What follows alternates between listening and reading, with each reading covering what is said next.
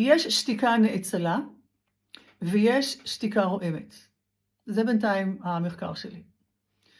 עכשיו, שתיקה רועמת למשל זה השתיקה של כלי התקשורת שלא סוקרים את המתרחש בשטח. או סוקרים את המתרחש בשטח על פי רצונם ועל פי האג'נדה. שזה בסדר, זאת אומרת, בסופו של דבר, כפי שכבר אמרתי, זאת זכותם. השאלה מה אני או מה את עושים בעניין הזה. יש שתיקה נאצלה של בחירה לשתוק.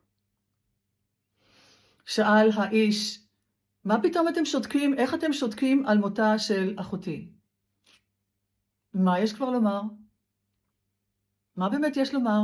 מה, להאשים את מישהו? מה, אני יכולה להאשים את האמא או את האבא או את הרב או... אני לא אאשים אף אחד. אני פשוט אבנה חברה או את מגנט או אמשוך אליי קבוצה של אנשים שיוצרים דבר חדש ואין שם את התופעה הזאת. אני בטח לא אלך להפגין. הפגנה מבחינתי האישית זו דרך של הממסד להוציא את האוויר מהבלון המנופח, מהכעס, מהזעם של ההמון, לתת להם קצת להתבטא, וממשיכים בדרך כלל בעבדות שלהם. אותי זה לא משרת.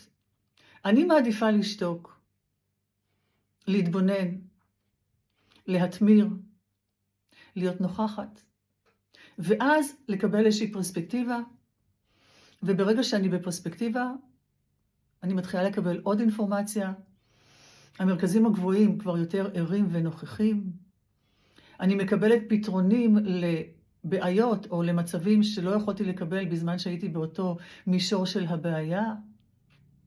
אני בכלל מזמינה את אישה ישראל קצת לשתוק. ולשתוק שתיקה נאצלה מתוך בחירה. את רואה מישהו מטומטם על הבמה? תנשמי ותשתקי. תעבדי, האדם לעמל יולד. תעבדי, ראי איך המנגנון הזה עובד. ברגע שאת שותקת, את רואה את הלחץ שמצטבר בך, כתוצאה מזה שהוא קיים בך. השליח אפשר לך לראות את הלחץ שקיים בך, כתוצאה מזה שלא סגרת מעגל רגשי שכבר יושב בך עשרות שנים, מאות שנים ואולי אלפי שנים. שתקי קצת ישראל, זה יעשה לך טוב. לא פשוט, אבל זה עובד.